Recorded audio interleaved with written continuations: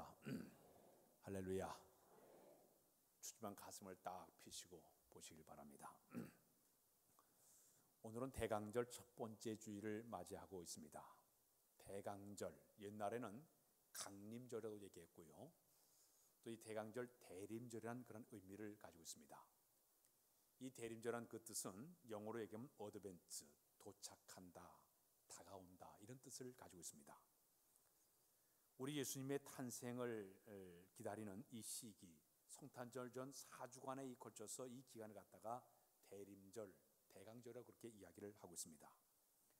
그럼 대강절, 대림절이 어떻게 시작이 되는가 유래를 쭉 보니까 3, 4세기경에 이 프랑스와 스페인 지역에서 성탄절 전 3주간, 6주간에 걸쳐서 성탄 준비를 쭉 하면서 이 땅에 오시는 그 예수님을 우리가 어떻게 맞이할까 그래 생각하다 그들이 고행과 금식을 하면서 이 땅에 오신 주님을 기다리면서 그들이 대림절을 보내게 되었습니다. 이것이 유럽 전체로 쭉 퍼지다 보니까 그때 이제 592년에서 604년대에 그레고리 교황이 올라가면서 정식적으로 교회력에 이 대림절, 대강절 집어넣어서 지키도록 하여라. 그래서 4주간에 걸쳐서 대림절을 맞이하게 되었습니다. 초기에는 예수님이 이 땅에 오신다는 걸 희망과 기쁨 가운데서 그들이 기다리면서 대림절을 보냈습니다. 그러다가 중세 시대를 거쳐가면서부터 주님의 재림과 심판날을 생각하다 보니까 공포감이 있는 거예요.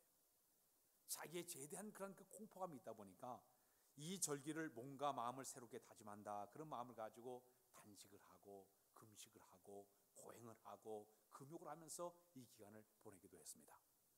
그래서 1517년에 종교개혁이 일어나면서부터 이때부터는 우리가 이 고난과 금식보다는 이 주님의 오심을 기쁨으로 맞이하자, 그 기쁨의 절기로 바꾼 것이 이 대림절의 하나의 모습이라고 볼 수가 있습니다. 대부분 이 교회마다 이때가 되면 예전의 그 색깔, 예전에 예배드리는 그 예전의 색깔들이 바뀌어지고, 여러분들이 제가 지금 여기는 스토어를 걸고 있는데 보라색으로 이렇게 걸고 있습니다. 또 여기 앞에 보게 되면 이 강단의 이 스토어도 보라색, 또 여기 이 단의 모든 것도 이 보라 색깔로 이렇게 지장을 했습니다. 이 보라색은 경건과 그다음에 회개, 정숙과 절제를 상징하고 있습니다. 그래서 각 교회마다 이렇게 보라색을 내걸어서 이 기간 4주간에 걸쳐서 이 대림절을 경건하게 보내자, 회개하는 마음으로 보내자, 정숙하게 절제를 하면서 지내자, 이렇게 하면서 우리가 이 대림절을 보내게 됩니다. 과거에 그 1224년도에는 이 성 프란시스가 그레치오 마을에 이 예수님의 마을 구유를 갖다 이렇게 만들어서 비치를 해놨습니다. 많은 사람들이 그 구유를 바라보면서 우리 예수님의 낮은 자로 오신 예수님을 바라보면서 우리도 겸손한 마음을 품자, 이런 것이 한 번도 유행한 적도 있었습니다. 근데 대부분 교회마다 이때가 되게 되면 여기 여러분들이 본 것처럼 4개의 촛불을 이렇게 켜게 됩니다. 이 대강절 초를 이렇게 맞이하는 것은 사람들이 이때가 되면 조그만 화환을 만들어서 식탁에 갖다 놓는다든지 식탁을 이렇게 또 천정에다 이렇게 매달아 가지고 사람들이 장식을 합니다. 우리 교회는 이렇게 일찌감치 주님의 오심을 기다리기 위해서 추리를 이렇게 만들어 놓고 지나게 됩니다. 근데 이 4개의 촛불은 의미를 가지고 있습니다. 첫 번째 초를 밝힌 이유는 이 진보라 색깔은 바로 우리에게 감사의 촛불을 밝히면서 시작을 하게 됩니다. 이 다음 주가 되면 두 번째 촛불을 밝힐 텐데, 두 번째 초는 참회, 회개의 촛불이에요. 내가 이제 1년 동안 있었던 모든 죄를 고백하고 회개하면서 보낸다는 의미를 주고 있습니다. 세 번째 이 촛불이 밝게 되면 이것은 하나님께 영광이라는 의미를 가지고 분홍 색깔을 이렇게 밝히면서 보내기도 합니다. 마지막에 하얀 촛불은 어떤 것인가 하면 흰색은 희망을 상징하고 있습니다. 마치 우리가 주님이 이 땅에 오심을 통해서 우리의 죄가 점점 하얗게 검은 것이 하얗게 변돼 가지고 정결한 마음으로 주님을 맞이한다, 그런 마음을 가지고 이 촛불을 밝히게 됩니다. 작년도에도 우리 교회에서 이제 촛불을 이렇게 마련해서 각가지 판매도 하게 됐습니다. 올해도 이 12여 전도에서 지금 이 촛불을 만들어 이렇게 판매를 하는데 안 사가는 것 같아요, 보니까. 그래서 이 대림절 초를 준비를 해서 가정에서 촛불을 밝히면서 주님이 이 땅에 오심을 준비하면서 사람들이 이렇게 보내게 됩니다. 자, 예수님의 이 땅에 오심은 과거의 단순한 사건을 국한된 것이 아니라 이건 살아있는 역사예요. 앞으로 이 땅에 다시 오실 그 주님을 고대하는 마음으로 준비된 마음을 가지고 우리가 주님을 맞이해야 되는데, 과거에 이 땅에 베들레헴에 마구 구역간 오셨던 예수님은 우리를 구원하러 오셨어요. 그러나 다시 이 땅에 오실 주님은 우리를 구원하러 오신 분이 아니에요. 심판주로 이 땅에 오시게 되어 있습니다. 그래서 우리는 이 심판주 되시는 다시 오실 주님을 맞이하기 위해서 우리가 철저한 신앙의 준비가 우리에게 필요한데, 우리 이 땅에 다시 오실 주님을 맞이하기 전에 우리가 제일 먼저 필요한 신앙이 바로 뭐냐면 회개의 신앙이에요. 그러니까 회개의 신앙.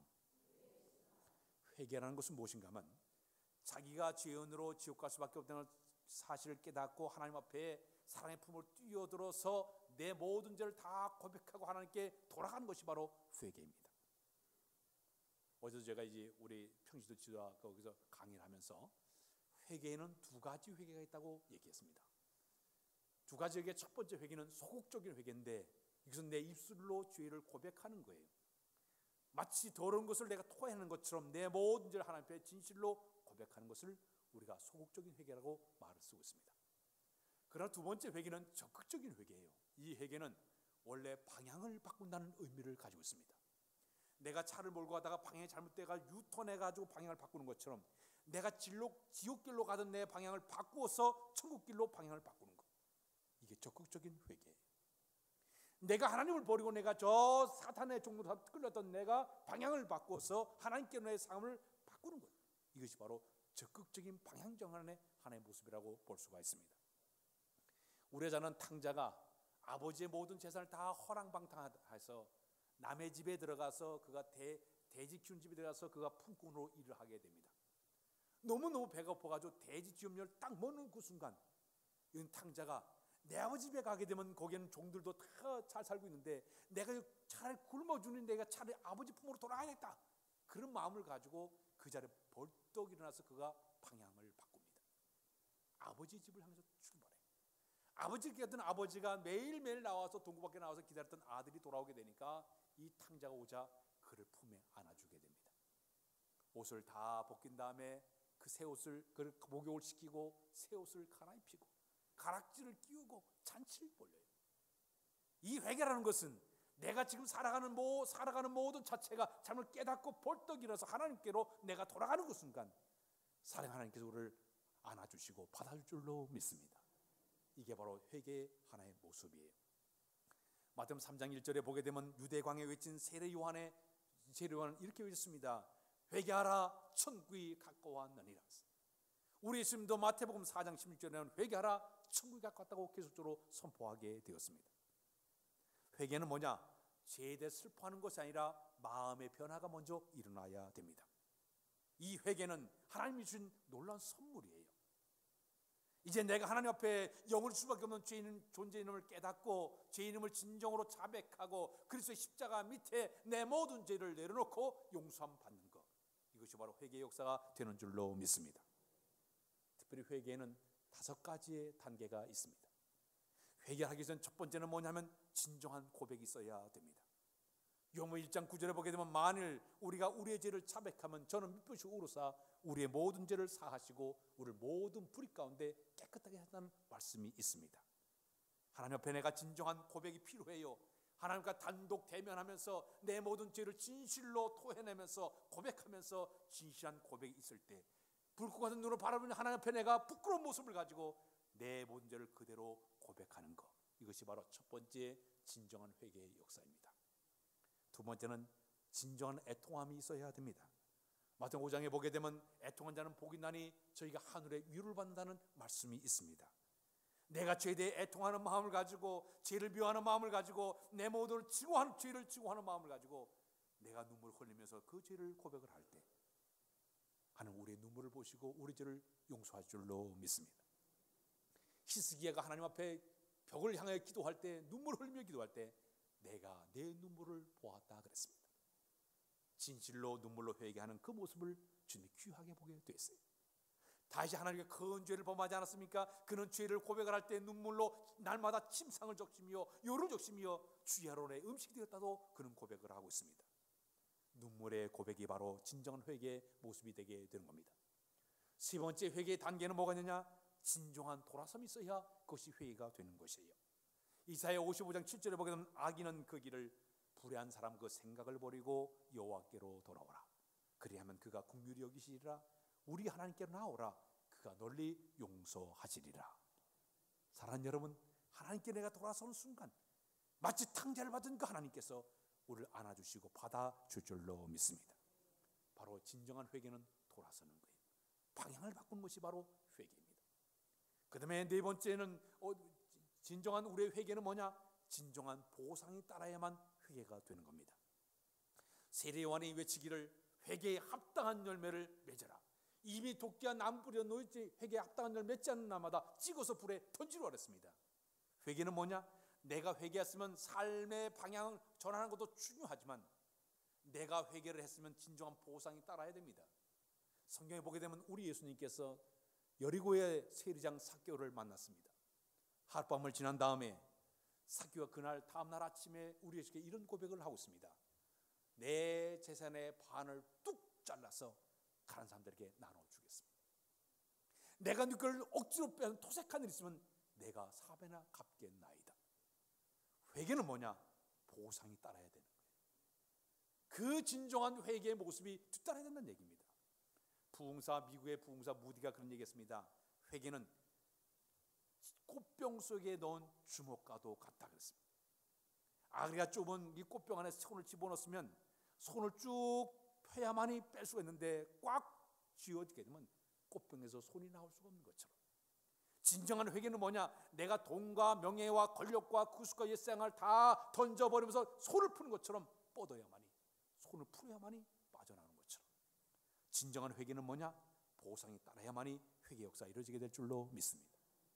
마지막에 회개의 단계는 뭐냐면 성령님의 기름 부심이 있어야만이 회개가 되는 거예요.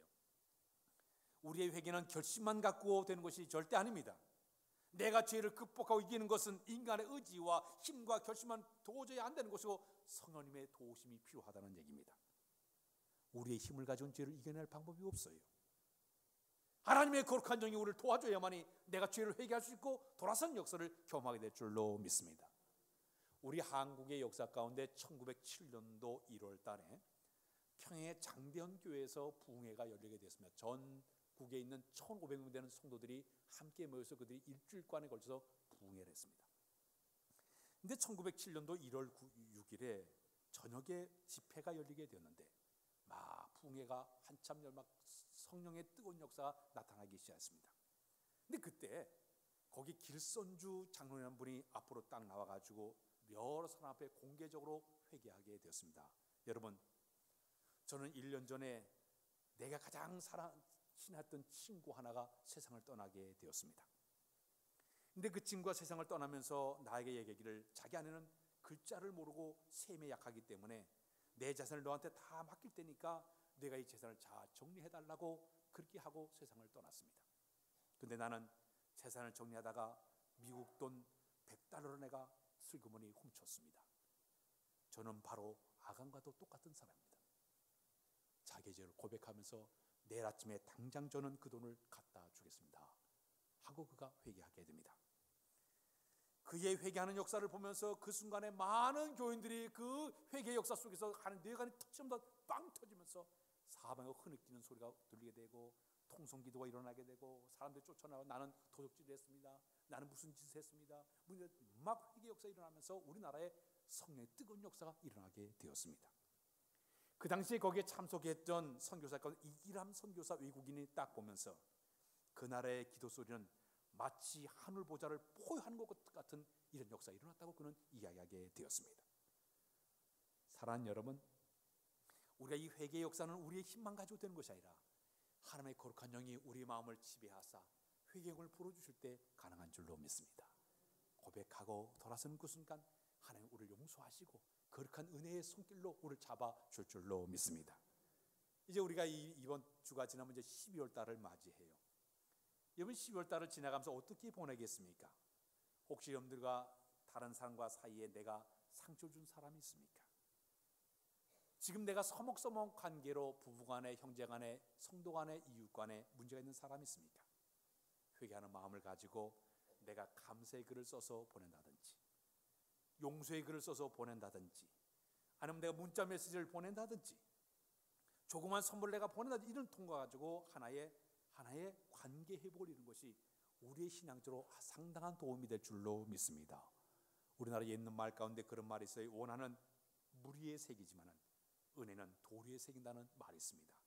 원하는 다 잊어버리고 은혜를 기억하는 마음을 가지고 이웃 간의 아름다운 사랑의 관계와 서로 간의 상처를 보다주면서 서로 간의 관계 회복을 이루어 특히 하나님과의 죄의 관계를 회복할 때 우리가 영적으로 건강한 모습으로 새해를 또 맞이하게 될 줄로 믿습니다. 근데 두 번째는 뭐냐? 회개하라고. 그 다음엔 두 번째가 뭐냐? 준비하라. 오늘 본문에 보게 되는 사도 베드로 사도가 초대교회 성도들에게 사랑자들아, 주께서는 하루가 천년 같고 천년이 하루 같은 이 한 가지를 사실 잊지 말라. 주의 약속은 어떤 이들과 같이 더디다고 생각하는 것이 아니라 오직 주께서는 너희를 대하사 오래 참으사 아무도 멸망치 않고 다 회개하게 이를 원하시느니라. 이 당시에 초대교회에 거짓 교사들이 들어왔어요. 이들이 들어와서 하는 얘기가 하나님께 이 세상을 창조하신 후에는 세상 사람들에게 삶에 전혀 하나님이 간섭하지 않는다. 더욱이 하는 얘기가 창조를 지금까 심판도 없었으니 그저 창조로 변한 것이 없기 때문에 그들이 있기 때문에 앞으로 예수님의 재림도 없고 심판도 없으니 그저 먹고 놀고 신나게 살아라. 교인들에게 와서 이상한 교리를 전했습니다. 그러니까 교인들이 그 이상한 거짓 교사들 이단들의 말을 듣고 신앙이 흔들리는 거예요. 그저 먹고 마시고 타락된 사람들이 나오기 시작했습니다. 이 모습을 바라본 이 베드로 사도가 이 베드로 후서의 글을 쓰면서 그들에게 지금 세 가지 이유를 들어가지고 그들을 갖다가 답변하고 있습니다. 여러분, 하나님께서 이 세상을 창조한 후에도 반드시 심판이 있었습니다. 노아 홍수를 생각해 보십시오. 하나님께 타락한 그 사람들을 멸망하기 위해서 노아 때 홍수를 통해 가지고 다 심판하지 않았습니까? 앞으로도 하나님 이 땅에 불의 심판을 받으시 가할 겁니다. 경고를 했습니다. 그리고 지금 사람들의 시간과 하나님의 시간은 전혀 다릅니다. 심판은 하나님의 행하시기 때문에 인간의 시간은 하루가 천년 같고 천년이 하루 같은 것이 하나님의 시간이기 때문에 우리의 인간의 시간 좀 더딘 것이 아니라 하나님의 시간은 언제 올지 모르기 때문에 우리가 준비된 신앙이 필요합니다. 그들의 경고했습니다. 그 다음에 마지막에 하나님의 성품은 오래 참으십니다. 죄인 한 사람이 회개하고 돌아가기 기다리기 때문에 지금 그 심판이 되어지는 것이지 반드시 하나님께서는 이 세상을 심판하실 겁니다. 베드로 사도가 그들에게 강조하게 되었습니다. 그러기에 그들에게 하는 얘기가 여러분들은 빨리 준비된 신앙을 가지고 주의 날이 도둑같이 오리는 그날에 하늘의 큰 소리가 떠나고 천지 뜨거운 풀에 풀어지고 땅과 구름에 있는 모든 것이 드러나기 때문에 하나님의 그때를 우리가 준비하는 그런 시간을 가지라고 베드로 사도가 경고하고 있습니다. 성경을 보니까요, 우리 예수님이 이 땅에 다시 오신다는 그 말씀이 무려 300번 정도 나오고 있습니다. 우리가 잘 아는 사도 바울도 50번 이상을 우리 지금 이 땅에 다시 오신 것을 경고했습니다.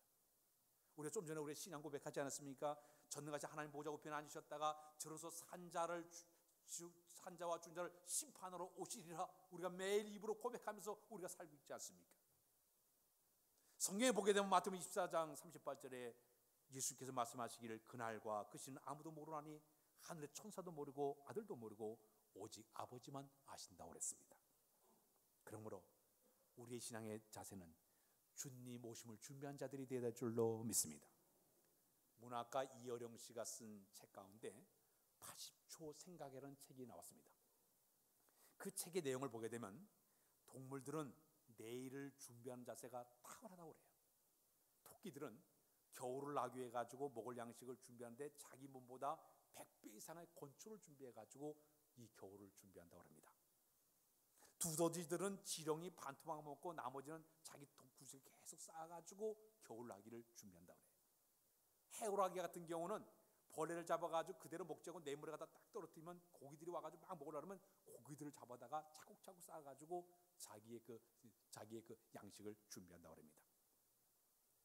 동물들도 내일을 준비하는데 과연 우리 사람들은 주님 오실 이때를 무엇을 가지고 우리가 준비하겠습니까? 주님이 이 땅에 오심을 준비하기 위해서는 우리의 신앙의 자세가 깨있는 신앙이 되어야 될 줄로 믿습니다.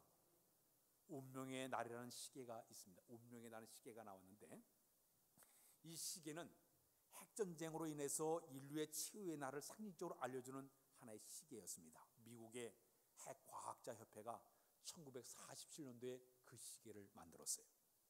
근데 그때 그 시계를 만들 때가 인류가 12시에 딱 세상이 끝나게 되는데 그 당시에 시계가 7분 전이었습니다. 근데 지금까지 그 시계가 17번 정도 그 시계가 계속 바뀌었다고 합니다. 근데 가장 12시에 가까울 때가 언젠가 보니까 1964년도에 미국과 소련이 수소폭탄을 만들었을 때 그때가 2분 전이었다고 합니다. 세상이 이제 다 끝났다.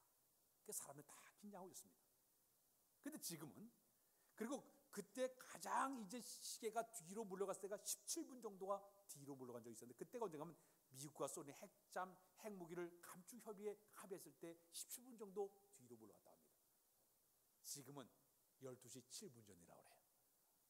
세상이 점점 이제 운명의 시계가 점점 가까워지고 있다고 얘기합니다.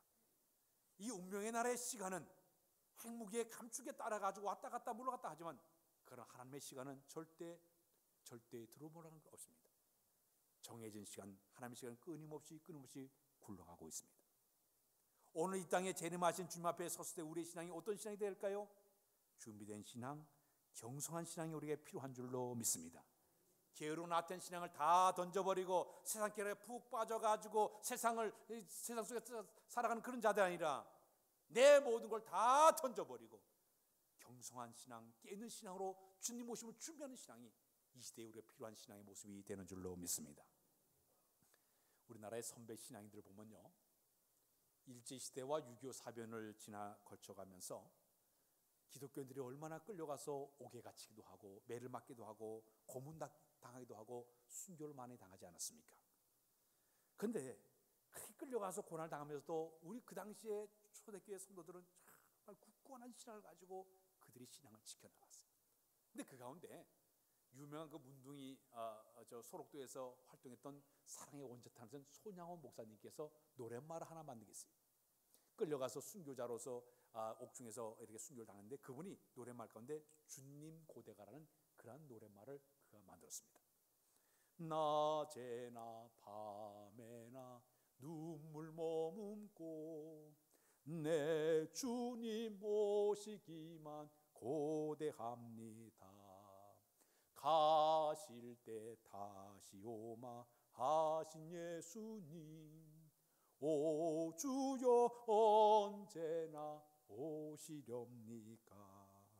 고적하고 쓸쓸한 빈들판에서 희미한 등불을 밝히어 놓고 오실 줄만 고대하고 기다리는 마음, 오 주여 언제나 오시렵니까? 그 가운데 4절을 보니까요, 먼 하늘 이상한 구름만 떠도 행여나 예수님 오시는가 해. 머리 들고 먼 하늘 바라보는 맘, 오 주님 언제나 오시렵니까? 이 당시에는요, 바람만 이상하게 불어도 기후만 이상해도 혹시나 주님 오시냐 종말의 신앙을 가지고 그들의 신앙을 지켜왔습니다. 요즘은 어떻습니까? 주님 대신 조금 있다 오십시오. 아파트나 좀 산 다음에 좀 오고 애들 좀 다 커서 다 시집장가 보낸 다음에 좀 오시지 뭐 이렇게 빨리 오시려고 그럽니까? 그런 마음 가는 사람이 굉장히 많을 거예요. 사랑하는 여러분, 그 당시에 우리 선배 모든 신앙은 그럼에도 불구하고 신앙의 절기를 잘 지키면서 그 굳건한 신앙으로 살던 사람들이 우리 선배 신앙입니다. 오늘 우리 신앙도 그런 신앙이 필요한 줄로 믿습니다. 노아 시대 때에 당시 사람들이 너무너무 죄를 지어가지고 죄가 썩어 문드러졌습니다. 죄가 차고 넘쳤습니다. 그래서 하나님께서 이 노아 시대 때의 사람들을 전부 물로 쓸어가지고 그들을 죽이고자 작정하게 됩니다. 근데 그 당시에 의롭고 그리고 완전하고 하나님과 동행했던 노아를 하는 주의깊게 보다가 노아에게 명령 내리기를 앞으로 120년 후에 이 땅을 물로 심판하리라. 너와 내 가족을 위해서 너는 방주를 준비하라 그랬습니다. 그 노아는 그 하나님의 그 명령을 따라가지고 잣나무를 가지고 그가 배를 만들기 시작합니다. 120년 동안 가족들이 가서 톱질을 하고 망치질하면서 배를 만들기 시작합니다. 그 당시에 모든 사람들이 여기 있는 그 노아를 바라보고 저 미친놈이라고, 정신 나갔다고, 이 날씨가 이렇게 좋은데 무슨 비가 내린다는 거야. 다 무슨 비웃고 모욕하고 모든 사람 조롱하고 그랬습니다. 그럼에도 불구하고 노아는 묵묵하게 그 하나님의 심판을 기다리면서 노아 방주를 다 만들었더니 110년 후에 노아의 가족이 다 들어가고 동물이 다 들어가자 하나님께서 윗문을 딱 닫은 다음에 비를 내리고 밑에 샘이 터지게 만들어가지고 그 당시에 모든 기식하는 동물들 사람들 다 쓸어버렸습니다. 히브리서 11장 7절에 보게 되면 믿음으로 노아는 보이지 않는 일에 경고하심을 받아 경외함으로 방주를 예비하여 그 집을 구원하였으며 이로 말미암아 세상을 정죄하고 믿음을 따라 의의 상속자가 되었느니라. 노아는요, 하나님의 약속을 그대로 믿었기 때문에 110년 동안 방주를 준비했기 때문에 그는 살아났어요. 하나님께 그 후에 소돔과 고모라 성에 어떤 일이 있었습니까? 성적으로 타락된 그곳을 심판하기 위해서 유황불로 그들을 심판 내리기 전에 천사들을 보내가지고 롯의 가정에 가서 심판을 경고하게 됩니다. 하나님께서 이 땅을 이제 심판하사 불로 심판하겠다고, 유황불로 심판하겠다고 얘기했습니다. 그때 롯의 사이들은 그 천사들의 말을 농담으로 여겼다고 그랬습니다. 농담으로 여겼다가 마침내 롯의 가족이 빠져나온 다음에 거기 유황불을 내릴 때 그들은 다 죽고 말았습니다. 오늘 우리에게 종말적인 신앙의 자세는 여호와의 거룩한 약속의 말씀을 그대로 믿고 깨어 근신된 이런 신앙적인 자세가 우리에게 필요한 줄로 믿습니다. 1945년도 8월 달에 일본이 이쪽 아시아 쪽을 전부 점령하고 마지막 저 일본 본토를 그들이 침략해가지고 일본을 딱 잡아 세계를 제패하려고 그들이 계획을 잡았습니다. 그때 미국에서 일본 제국에 대한 사형 선고가 뭐냐면 그 미국에서 원자폭탄을 일본에다가 투하하게 되었습니다. 히로시마하고 나가사키에다 이제 원자탄을 투하하게 되는데, 근데 원자탄을 투하하기 전에 전단지를 2주간에 걸쳐 가지고 뿌렸습니다. 그 지역의 모든 사람들이 미국에서 비행기를 통해 가지고 전단지를 쭉 뿌리면서 그 내용을 보니까 일본 국민에게 고합니다. 당신은 당신의 부모와 친구의 목숨을 구해야 한다고 생각하지 않습니까? 구하고 싶어도 앞으로 수일 내에 이 몇몇 도시를 쭉 적어놓고 군사시설 미국이 이제 폭격을 할 것입니다. 그러니까 빨리 이 도시를 떠나시기를 바랍니다.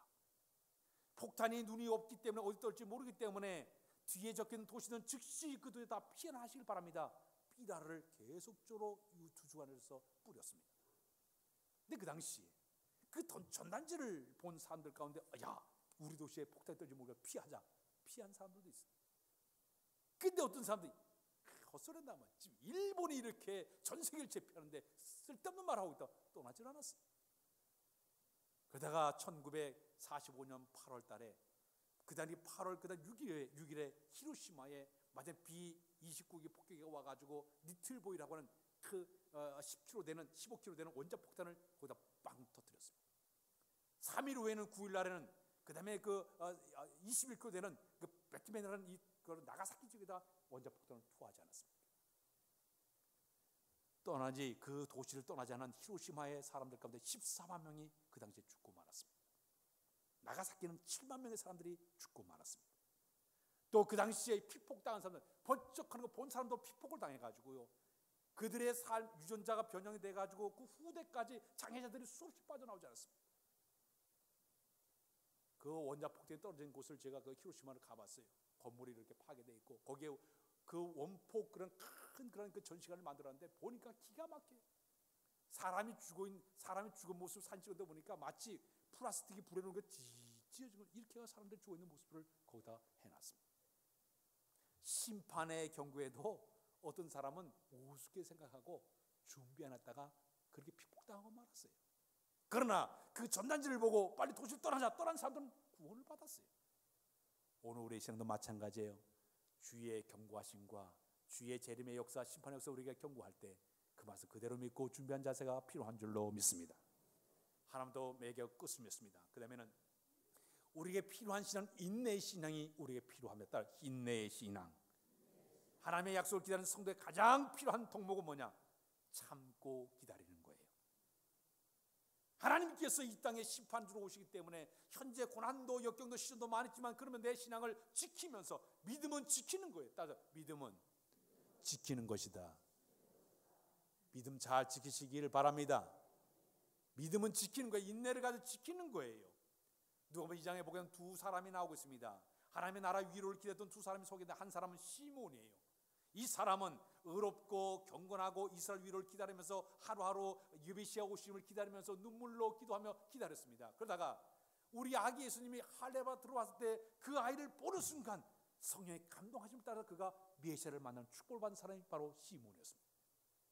두 번째 사람이 누가복음 2장 36절에 보게 되면 안나라는 할머니가 있는데 아셀 지파 바누의 딸을 이 안나는 나이가 많았고 그가 결혼하여 7년 동안 남편과 살다가 이제 죽어서 과부로 84년을 지나면서 그는 성전을 떠나지 않고 주야로 금식하면서 메시아 오실 기도하다가 그때 마치 예수님이 할례받아 들어왔을 때 딱 만나가지고 내가 내 눈에 흙이 들어가도 여한이 없습니다. 고대하고 기다리다가 마침내 그는 메시아를 만난 축복을 받은 사람이 두 사람이었습니다. 오늘도 마찬가지예요. 이 땅에 오신 주님을 고대하고 기다리는 우리 신앙의 가장 중요한 것은 현재 힘들고 믿음 생활하기 어렵고 힘들지만 그럼에도 불구하고 참고 견디면서 그날을 준비한 자들이 되어야 될 줄로 믿습니다. 심판에는 두 가지 심판이 있습니다. 하나는 우주적인 심판은 이 땅에 우리 예수님이 오심을 통해 가지고 이루어진 것이 우주적인 심판이지만 개인의 심판은 각자가 달라요. 오늘 1시간 후에 교통사고로 세상을 떠나면 그 사람은 개인의 심판을 당하는 거예요. 우리는 예수님이 이 땅에 오신 것만 우리가 심판으로 생각하고 있지만 아니에요. 개인의 심판이 언제 어떻게든 심장마비로 아니 교통사고로 아니 비행기사고로 선박사고로 어떻게 우리가 심판이 언제 이럴지 모르기 때문에 우리의 신앙의 준비는 늘 깨어 준비된 신앙으로 주 앞에 서는 그날까지 내 신앙을 경건하게 잘 준비해서 주 앞에 떳떳한 여러분들 다 되시길 주님의 이름으로 부탁드립니다. 기도합니다. 주님, 이 땅에 다시 오실 주님을 고대하며 준비하도록 인도해 주신 것을 감사합니다. 대림절을 맞이해서 우리 자신을 돌아보면서 회개할 것을 회개하고 내 신앙의 허리띠를 조아매고 경건된 신앙으로 잘 예비하여 이 땅에 오신 주님을 준비하는 우리 모두 다 되도록 인도하여 주옵소서. 예수 그리스도의 이름으로 기도하옵나이다. 아멘. 170